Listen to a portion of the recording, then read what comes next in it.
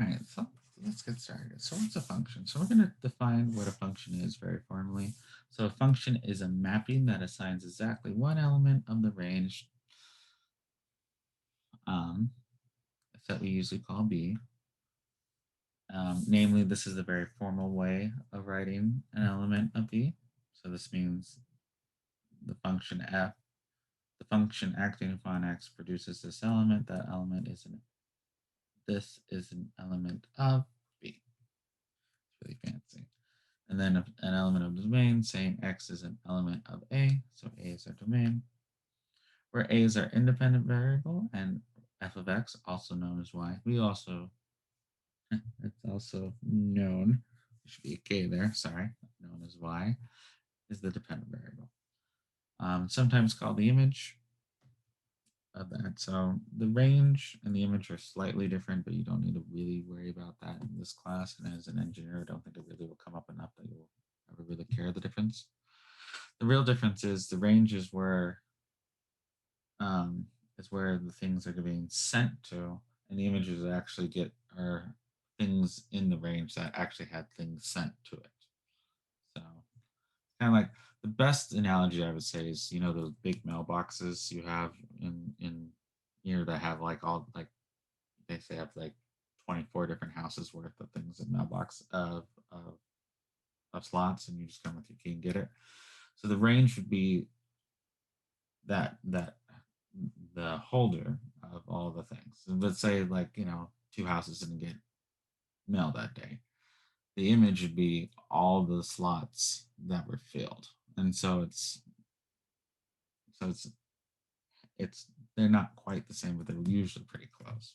Okay, so let's talk about some functions you might see in your everyday life. So what are some functions you encounter in your life or in engineering or wherever? What are some functions? I'll have you guys give me at least one or two examples, and then I'll give you guys some more. Calorie intake, perfect, right? So calorie intake. So calorie intake is a function of the food times the amount. Okay. So calorie intake today. So if I eat a bowl of oatmeal, the oatmeal may have 100 calories per, I don't know, say for let's see, 100 calories per what, 50 grams or something, right? And let's pretend I ate 150 grams of it. That means I probably got, according to this, hold on, this should be easier than I'm making it. Means I got about 300 calories, right, from eating that bowl of oatmeal. Uh, Speed, yeah. So our speed is, yeah. So our speed is a different. So our speed, or what we'll call our velocity, just for this case, is a product of acceleration times time. Sleep, is it a function? Function. Hours of sleep. You could say hours of sleep is. Um, you could do like sleep quality, like how well you slept over time. Calorie intake, speed, regrowth of cells. Yeah, so number of cells regrowed, um, number of cells equals the regrowth, uh, equals some regrowth rate times, well, let's say the principal amount times some E times some rate times some time, right? That's usually how cells exponentially grow. Drag or friction. Yeah, so these are all a whole bunch of things you're going to see in our everyday life. So calorie count, your velocity, the how cells regrow, even when you work a job, your wage is equal to your rate times equal to RT, where R is your rate and time is your um, how many hours you worked, right? How much miles your gas used, the temperature of outside, and let me write the temperature of outside is a function of it's some function of time. Now the thing is we don't know precisely everything that goes into the weather. That's why the weather forecast is a guess. If we knew precisely how the weather worked, we knew all the variables perfectly. Um, we could there would be the weather prediction would just be what's the weather tomorrow, right? We're getting better and better and better. Because our 3 day, we have my friend did a PhD in weather prediction models, and our 3 day, how accurate we were 10 years ago for 10 years ago, 3 days out, is how accurate we are 10 days out now. And so it's actually improved quite a bit. Anyways, so those are a bunch of functions. You're going to see these throughout your life, right? So there's two common representations of functions they just like us to talk about. There's the machine one, is where you put an element into this machine and then it outputs. So this is like the input hopper. Here's the machine and it outputs f of x. And so this is your input. The function acts on it and then outputs f of x. There are a lot of math that deals with black body functions. So functions we don't know what they do, but we know the input and the outputs. Um, there's a whole field of math for that. And to be honest with you, some of you engineering students, you're gonna have to see that stuff. Where you're gonna have, you know, you sent something through something, whatever it is, right?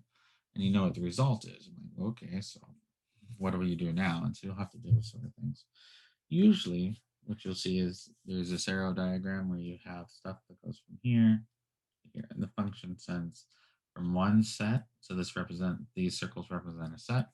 Usually, the set represents all real numbers. Usually, not always, but usually, we call this the domain. Call this the range. Okay, and let's just actually do a real representation of it. And let's actually use this. Let's use this as a real representation. Let me actually do an example here. So here I'll have 1, 2, so I have the point 1, the point 2, and the point 3. It's going to go through this function, and through this function, if I put 1 in this function, it's going to be 1 squared plus 2, so 1 is going to be sent to 3. 2, if I put 2 in this function, 2 squared is 4 plus 2 would be 6, so 2 gets sent to 6. And then here, if I put in 3, so this would be 9 plus 2, so 9 goes to 11. So here's a function that's going to send elements, and this is going to send real elements to real elements, so elements of the real numbers to so real numbers to real numbers. So 90% of all functions we're going to do in this class are going to send real numbers to real numbers, okay? And so both the domain and range are the real numbers. Notice here that the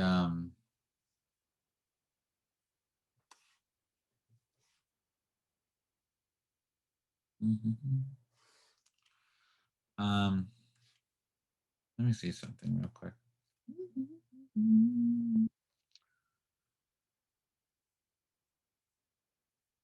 I think your book's going to be using the range more as the image. Hello, why my pen dying me? Oh, because I'm writing in white. That's why. I think your book, for the sake of the homework, will define range as the image. So those are the numbers we actually hit. So let me use that for here. I'll double check that before at the end of class, but let me use that for here for now. Okay.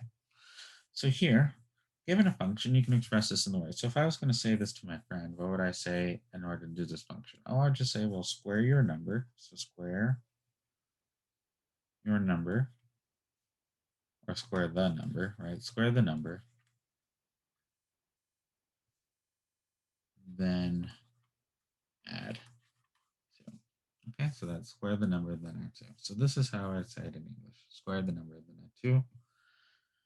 If I want to evaluate points. So here, f of -3. When I do that, what I do is I plug in -3 squared plus 2. And the reason I always do it this way is because negative, because remember from last time that this and this are not equivalent.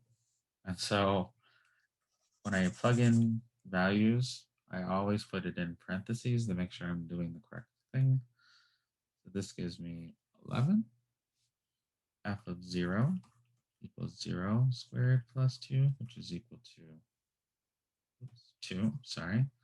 And f of minus of the square root of 7 equals the square root of 7 squared plus 2, which is equal to 9, because this would be 7 plus 2. All right.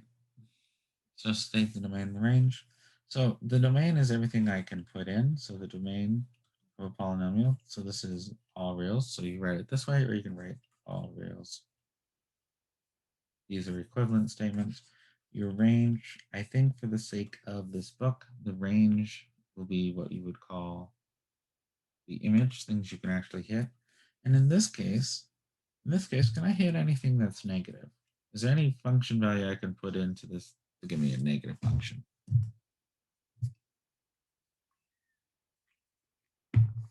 In fact, let's look at this as a graph. That'll help you see things. Let's look at this as a graph.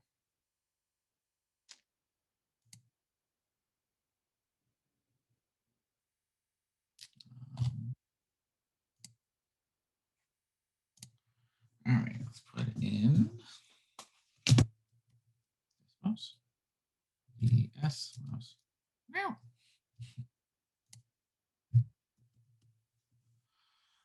Noises like a kitty cat from time to time. Let's type in x squared minus. So here's my function, right? I graph my function. The function, can this function ever produce negative numbers? No, right? In fact, it can't even produce anything less than 2. Can it produce 2? Yeah, it produces 2 at 0. Yeah, so it'll never be resolved. So yeah, so what was said in chat is 100% correct. So this will never, no matter if I put a negative number, this will always resolve positive, right? Because it's of the squared. So the x squared always resolve positive. And then if I add to it, it's always going to resolve at least 2, right? The best I can do is put in 0 and get 0. So that's the smallest I can get, and I can go to infinity. So here, the range of this function is between 2 to infinity, okay? So the domain is all that. The range is what is actually can be hit by the function. Okay.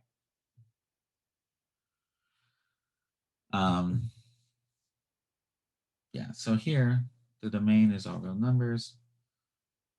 I guess to be very particular about it, we call this the codomain. Sometimes, for some reason, these words aren't always standardized. I think your book calls this domain. This is the codomain, and this is the range. Just make sure with the definition for your book. So for your book definitions, the domain is everything that's allowed into the function. And for the range is everything that the function can actually achieve or hit, in this case, which is 2 to infinity. So that's the only thing you need to pay attention to, okay? But do pay attention when you go to different books that may have been through different translations. The range, the codomain, and the image, be very careful what their definitions are of that. All right, so that's the end of this first page.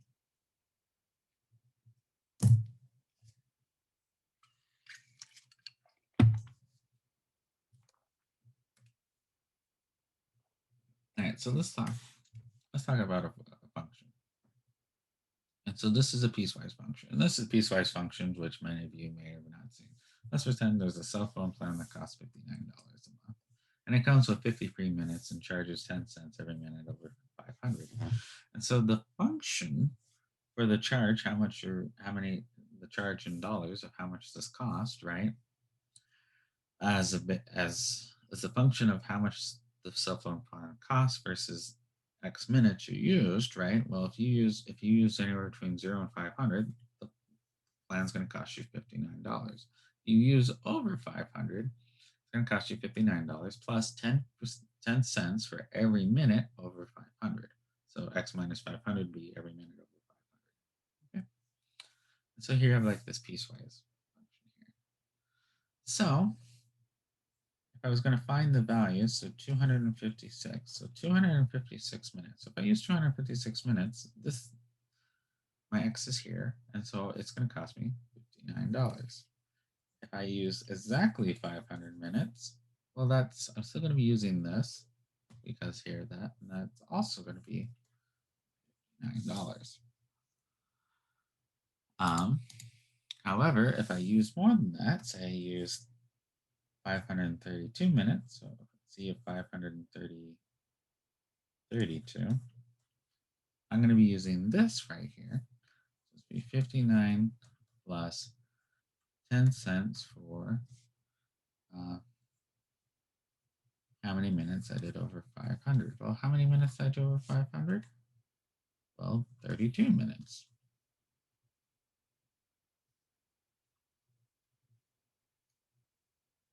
And if I calculate that out, that's going to be $62.20. Okay. So if I wrote this as dollars and cents, that's how it would be. So piecewise functions, all you have to do is, so for X amount of the domain, it's in here, and for the X amount of domain, it's here. So the domain of a piecewise function is what's defined here, really. So notice that if I use -2 minutes, it's not defined here. Right? But it doesn't make sense to have a cell phone plan where you use -2 minutes. I'm sure you can think of some way to make almost justify it, right?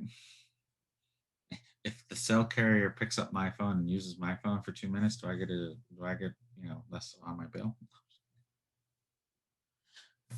Anyway, so this is something you can do a lot in calculus. And so we're going to go over this, and that is plugging in things which are not instead of not plugging in numbers, we're going to plug in variables into functions. And so here, if I plug in -a, f of -a will be equal to 2 times minus a squared plus -a minus 1. Come in a little bit. And so if I simplify that, that'd be 2a squared minus a minus 1. If I plug in negative of f of a, this would be minus f of a, which is equal to minus the quantity of 2 times 2a squared plus a minus 1, which equals minus 2a squared minus a plus 1. Please notice that this and this are mighty different, right? So plugging in f of -a is mighty different than negating the function f of a. All right, so here, if I have two things, we'll just have to put them kind of in tandem. So here we'll have so f of a plus h. Get rid of my little arrow marks. These are not necesito. So here I'm going to have 2 times, and then everywhere I see an x, I'm going to plug in a plus h squared plus, here I see an x, and so I'm going to plug in an a plus h minus a 1. Here, I'm actually going to have to FOIL this, please. This does not equal this or this. This is not true. It equals 2 times a plus h squared is a squared plus 2ah plus h squared. Because remember, a plus h squared is the same as a plus h, a plus h. And so you need to FOIL this. So you'll get this.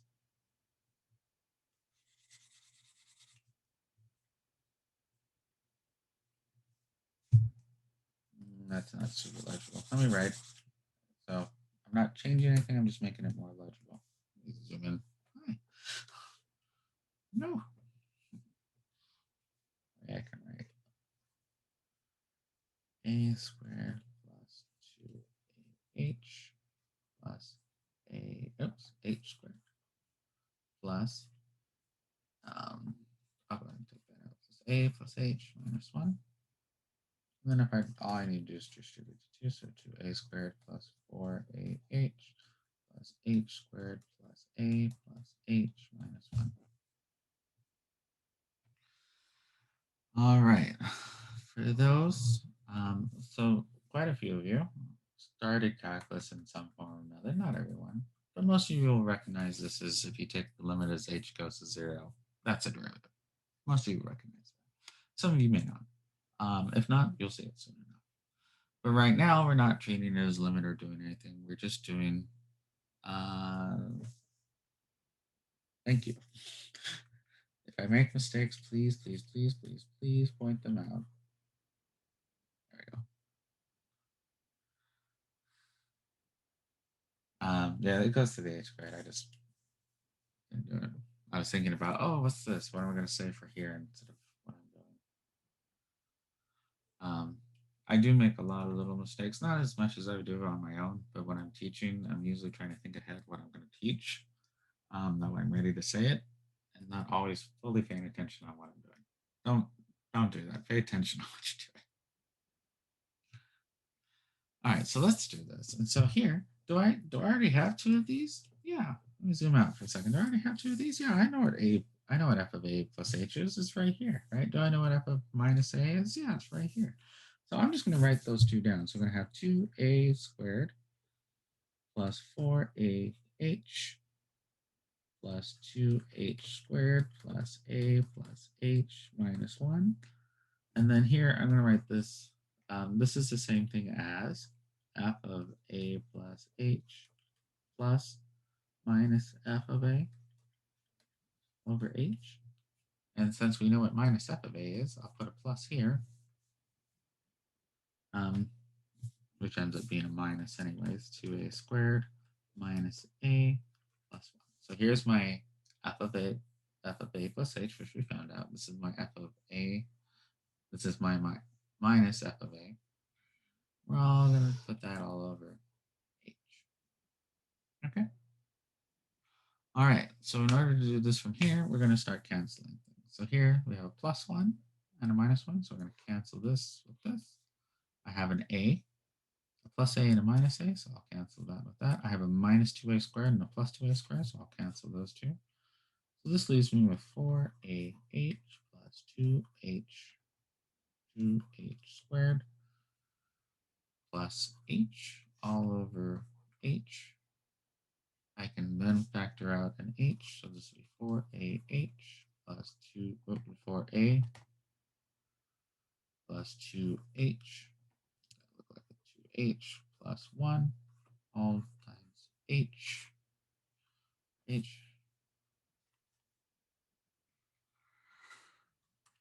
then we have 2h plus 4a plus 1.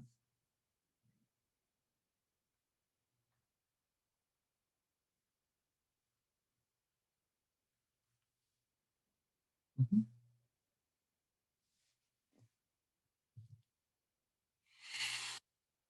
There you go.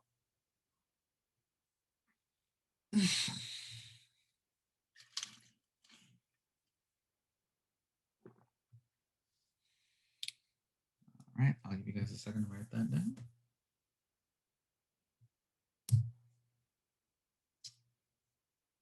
I said H so many times it started to sound weird. It's like you ever say a word so much, like just the sound of it sounds odd. She was like, "That's weird." Anyways, let's do the last page. All right, so here representing a function. So there's 4 ways to represent a function: verbally with word, algebraically with the formula, visually with graph, or numerically with the table. Some functions we do not know how to do this or this. We can only see graphs of functions. So like take the stock market for for example. You can easily do numerically as the thing goes up and down all day, right? Oh, let's just look at the.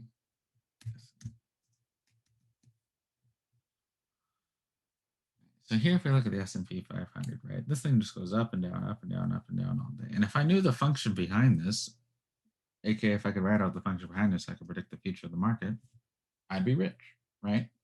In fact, I could probably make an absurd amount of money in 0 time, right? So like the S&P 500 is just an example of a function. We don't know what runs it, right? We don't. We know factors. We know what can contribute to it, right? But we don't know. So sometimes these two are completely useless to us, but are completely unknown to us. To be excessively useful but unknown to us, but we can always default to these two. So like the stock market is kind of a black body function. We clearly have input, time, and a value of a stock, right? Or we have input of time and we have an output of the value of a stock, but we don't know what the function is that drives it all. That's what economics is for. I don't know how many people I doubt most of you go in economics, but there's definitely black body stuff there. All right, so let's talk about this. So let's talk about find the function, express the function of converting Celsius into Fahrenheit in 4 different ways. So here, if I wanted to convert Celsius into Fahrenheit, my output is Fahrenheit and my input is Celsius. And so my input is 1.8. We're going to let C be Celsius. So 1.8 times C plus 32 is the function for converting Celsius to Fahrenheit. I'm going to input Celsius and my output will be Fahrenheit. So this is the function. Now we can say that in Word.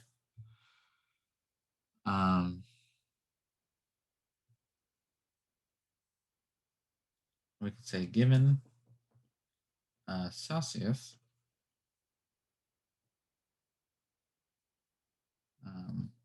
temperature multiply by 1.8, then add 32 to get the Fahrenheit temperature. Okay. So given a Celsius temperature, we're going to multiply it by 1.8 and then add 32. So that's a preferable one. Here we'll just do this. We'll do 10, we'll do -1, we'll do 0, we'll do 1, we'll do 10, and let's do 100. Okay, let's go ahead and do that. Let me zoom in. All right, so at 0, plug in 0 in here, what do I get? I get 32 degrees. So this is the freezing point of water, right? If I plug in -1, I'm going to get 0. I'm going to get 31.2. If I plug in 10, it'll be -18 or -10. So this would be -18 plus 32 should give me 14.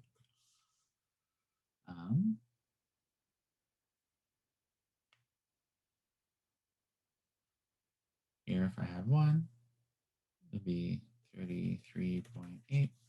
Here, if I had 10, it'd be 50. And here, if I have 100, it is 212.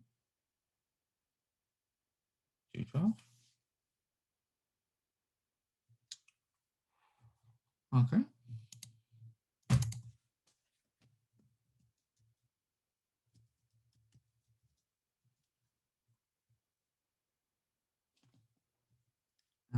And that's the boiling point of water.